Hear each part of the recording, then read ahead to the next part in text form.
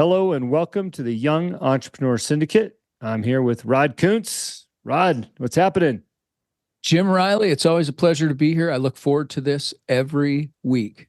You know, it is a highlight of my week because I know we're going to have a healthy conversation. I'm going to presume that we're bringing some value to at least one or two people on these shows. So, yeah, it's a good thing.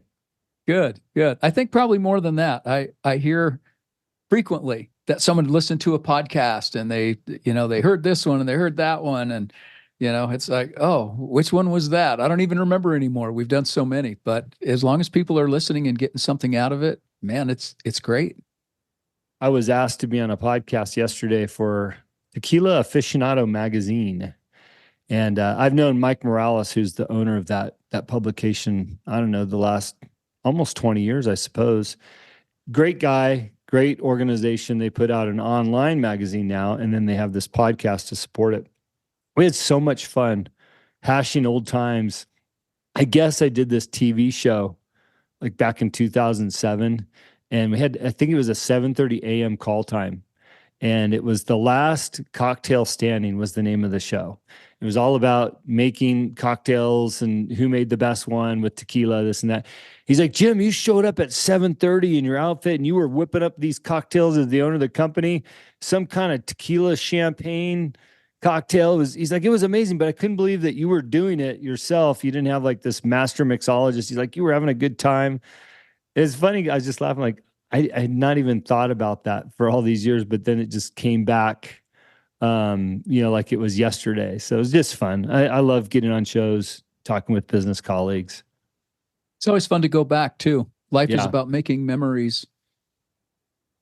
Yeah, for sure. So, anyways, look forward to that coming out and all the other good stuff. So I got a topic. Of course you do. And by the way, I'm getting ready to head out on a trip, so my mind's in 1,000 different places. But this resonated with me, and that's why I wanted to bring it up, because sometimes this is just reality. Do you remember back in the day in the 70s? Do you remember in the 70s there was a T-shirt and it said "Keep on Truckin"? Absolutely.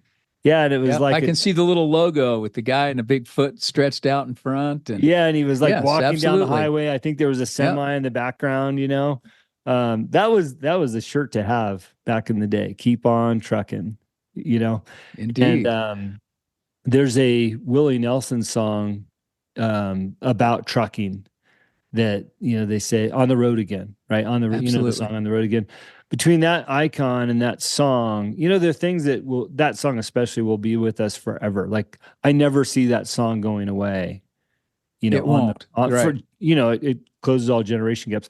But what it makes me think about is when you relate that to business. And the fact is that your business has ebbs and flows. And within those ebbs and flows, you might have long periods of time of just flat line flow, nothing exciting, nothing to pique your interest or out of the norm. Maybe your revenue is, average, your trends are average. And a lot of times people start chasing shiny objects during that time period. And the reality is, I think what you just need to do is keep on trucking. Keep moving your business, following your business plan down that long highway, which I'll be on today in Montana. Right. Long open roads.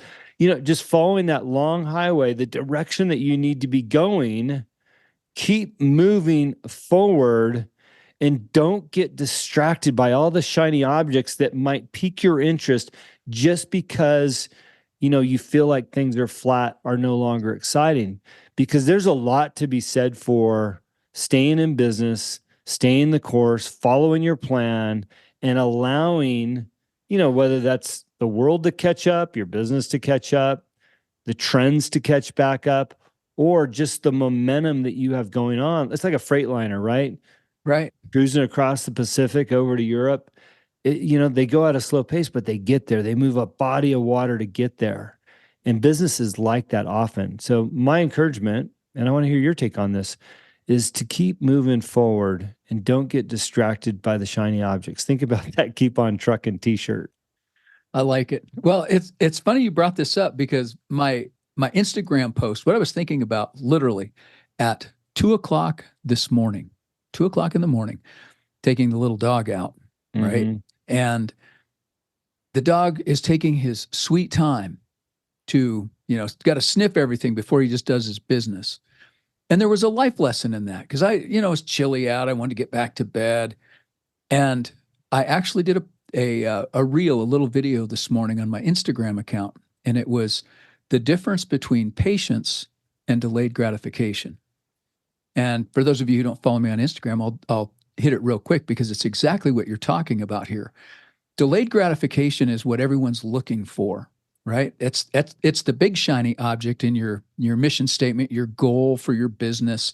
It's what you want to attain. Mm-hmm. And the key is to have lots of little goals in between before you get to the big one. But many people today are unhappy, dissatisfied, disgruntled with their jobs or whatever. It's like, well, I'll be happy when I get a promotion, when I get a raise, when I get the car I want, when I get the house I want, when I hit the numbers I want. And the delayed gratification is good, but the Bible doesn't say that, we should put all our stuff in the basket of delayed gratification. It says what we're supposed to do is be patient. And if we can't be happy while we're being patient, if we can't be happy while we're waiting, something is seriously wrong. Mm-hmm. And we have too many people wanting that instant gratification, or they have an unrealistic expectation of the delayed gratification. And so my message this morning, and it goes along with this, is, man, just get in the groove. Enjoy the ride. Enjoy the journey. Enjoy what it is you're doing every day. Enjoy the people you meet. Enjoy the people you work with. Enjoy the revenue that you have coming in or the income you have coming in, and just be thankful for it. And if you can be happy there, when you hit those goals, it's just the icing on the cake. It's those memories you're going to look back on and say, yeah, remember how great it was? We worked so hard. We struggled through so many things, and then it was over. And then we got this. And so enjoy that process. That's, I don't know, the older I get, the more I look back and think, wow, my journey has been so incredible. Mm-hmm. All of it, not just the high points. The high points are the pictures you have hanging on the wall, the certificates you get, whatever it is, those are just high points. But the living, the fun stuff is all the relationships in between, all the fun little things that didn't seem to matter while you were doing them. And believe me, if you get your finger on the pulse of what you do every day and get to where you enjoy it and appreciate it, you're going to take yourself and your family and your coworkers and your business to entirely new levels. Yeah, I agree. And this goes along with some of the other teachings that we've had on here is, if you wake up every day and you write down the 5 things you're grateful for, if you go to bed at night and write down the things that you're grateful for, you will have that sense of gratitude and understanding. You can do that for your business too. Like you just said, being thankful that you have business, that you have revenue coming in. All these things will allow you to get through that long plateau where I'm asking you to keep on trucking, and you'll get down to the other side and you'll look back and go, wow, what an adventure that was. So I'm working on this campaign for somebody running for governor in Montana, and it's a big hill to climb, and we're enjoying the process. But while you were talking, I was just thinking, gosh, win or lose, I've met some incredible people the last 6 months. I've seen some great parts of Montana. I've been to some great meetings and valleys and ranches and all these things. And, I'm heading out on the road again today, and I'm looking forward to it because I'm having an opportunity to be a part of a process that I'm enjoying, and if I can just keep on moving down that road, it'd be fun to see where it goes. But it's also great to look around. And, it's so tough for people to be patient, and realize it's going to take time. And I'm the same way, by the way. I've got this new business partner, Reminisce Angus Beef, and I'm helping them with all their online business, and we're going to grow that online business. And it's been fun the last 2 weeks, well, 8 days, because we started February 1st. And I want it now. You know what I mean? Like I want to see the Right. orders Of coming through course. right now. Like that, we're doing all this cool stuff. But I realize I have to remind myself every day, you know what? This is the slow build. It'll get there. We got to tell the story. So even for myself preaching to the choir here, I realize I got to be patient and do the work, build the foundation, Jim, I have a little note here on my desk, and I've had it here for a couple of months because you and I have talked about doing I hate to use the term mastermind because people do that all the time. Yeah. We want to have a gathering, a get together, a seminar, a convention of people. And I've been thinking, what would our theme be? Because you see all the gurus out there and they have a theme. Mm-hmm. And I think one of the things that I have written down here is the long game. The Yes. long game. Yep. You and I are in this for the long game. We're not here to be a flash in the pan, a little splash of gasoline on the fire and get things going. I'm interested in the long game. I'm interested in all of the people on the Young Entrepreneur Syndicate, all the people listening to this podcast. I'm interested in your long game. I don't want to hear about, well, not that no, I don't want to hear about it, but I don't want that, hey, Rod, guess what happened today? I mean, that's all good, but I want to see you develop. I want to see what's happening to you as a person. I want to see how you evolve as a businessman or a businesswoman and as a member of our society. The long game is what matters. What you leave behind is what matters. The relationships you build is what matters, not just a momentary success, not just an award or an accolade you get from something. Those are all good. It's letting you know you're on the right path, but the long game is so important. Well, it's actually funny. That was one of the things we talked about on that podcast yesterday was the long game. Mike was asking me what I do for work now. And I said, I'm a business consultant. I've helped 13 brands come to the United States, tequila brands. He says, well, what kind of companies do you want to work with? I said, well, I'll work with the guy that wants to rush through the process and it's an ego stroke. I mean, I can do that, but I would prefer to work with the guy that wants to build a foundation and make something for the long haul, that has roots, and there's always this metaphors about, planting a garden, you water that seed, that carrot seeds, especially for months, not months, but, month and a half, nothing comes out. Then all of a sudden this teeny little piece of green comes out of the dirt and like, oh my God, it didn't die, Right. And then another month later, you actually have a full carrot. Like, wow, thank God I kept watering that thing. I'd rather work with a business like that, not only to watch that story unfold, but I know that the stronger the foundation you build, the longer it's going to be around. And I can go into any business, any category, and know that if somebody's willing to be patient and they're passionate about what they're doing, they'll find success. Yes, a lot of markets are crowded, and I've been in a few, the tequila industry, the vodka industry, the hamburger industry, now the beef industry. They all appear to be crowded.